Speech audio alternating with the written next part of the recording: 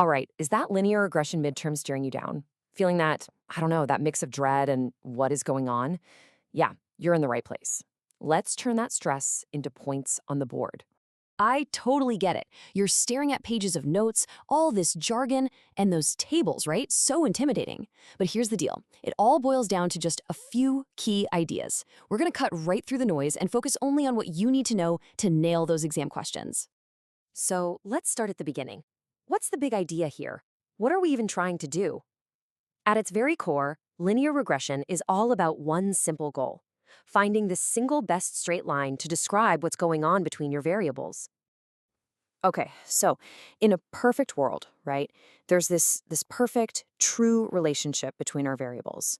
Statisticians have a fancy name for it, the conditional expectation function, or CEF. Think of it like the universe's secret formula for how X affects Y. The big problem? We can't ever actually see it. It's an ideal we're just trying to get close to.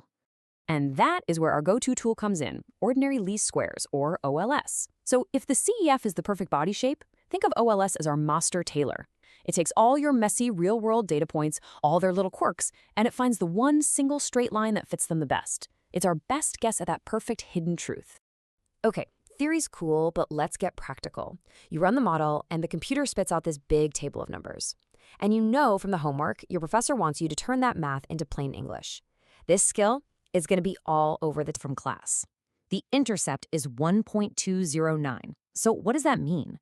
Our model predicts a starting wage of about $1.21 for someone who works 0 hours. Now for the slope, it's 0.00157.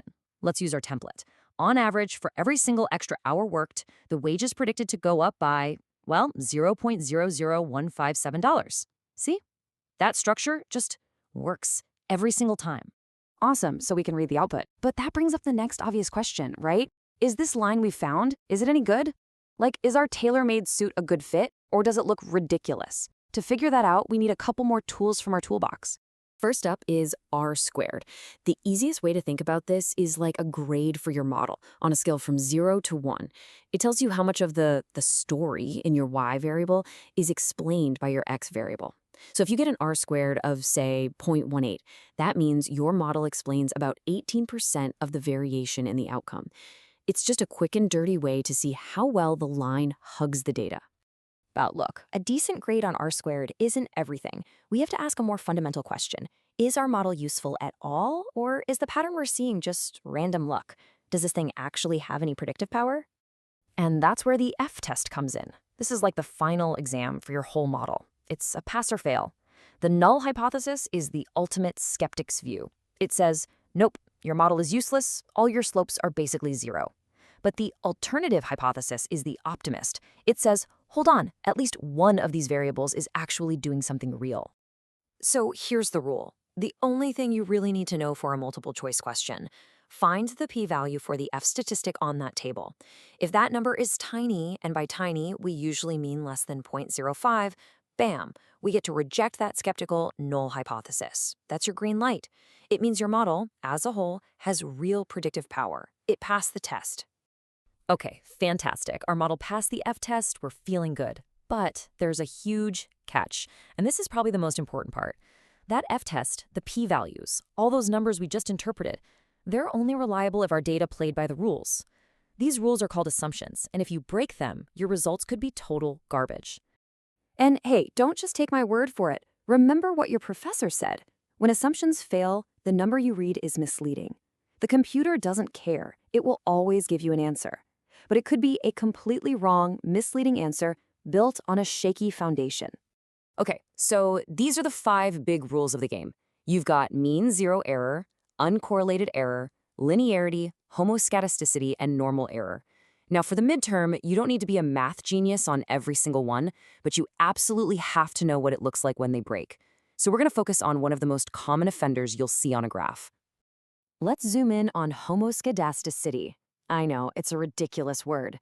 All it means is that the errors of your model have a constant variance. Let's make that simple. Think of your model's mistakes, the errors, like a garden sprinkler. For the model to be trustworthy, that sprinkler has to spray water evenly all over the lawn. The errors need to be spread out nice and randomly. And this is exactly what you're going to be looking for on those diagnostic plots in the exam. On the left, that's our goat sprinkler. The points are just a random, evenly scattered cloud. That's homoscedasticity. We're happy. But on the right, uh-oh, we've got a problem. See that cone or funnel shape? That's heteroscedasticity. Our sprinkler's broken. It's spraying way more in some places than others. And that is a huge deal because it messes up all our statistical tests and our confidence intervals. It makes us think some variables are important when they're not, or miss ones that are. All right, let's put it all together. Time for a little pop quiz. Your professor was super clear that the midterm is going to have questions just like this. They'll show you a plot, and you have to diagnose the problem. So let's do a couple of reps right now. Okay, get ready. I'm going to describe a plot. You tell me the broken rule. This is all about pattern recognition, which is perfect for a multiple choice test. You ready? All right, plot number 1. You're looking at your residual plot, and it's not a random cloud at all. You see a clear curve, like a big U shape. What's wrong? Which assumption did we just violate? That's right, it's the linearity assumption. Our data has a curve in it, but we tried to force a straight line onto it. The model's no good. Okay, next one. You see that classic shape we just talked about, that megaphone or funnel or cone, whatever you want to call it. The spread of the dots gets wider and wider as you move to the right. What's the broken rule? Yep, you got it. That's our old friend heteroscedasticity. The sprinkler is uneven. The variance of our errors is not constant. So please burn this into your brain. The computer will always give you numbers. It'll always spit out an output table. It is your job, as the person who's supposed to know what they're doing, to do these checks and figure out if those numbers are actually trustworthy. And really, that's the whole game. Now, when you look at that regression output, you're not just going to see a bunch of scary numbers. You'll know how to tell their story, you'll know how to grade the model's performance, and most critically, you'll know to check the foundation before you trust anything it says. You know the red flags to look for. You've got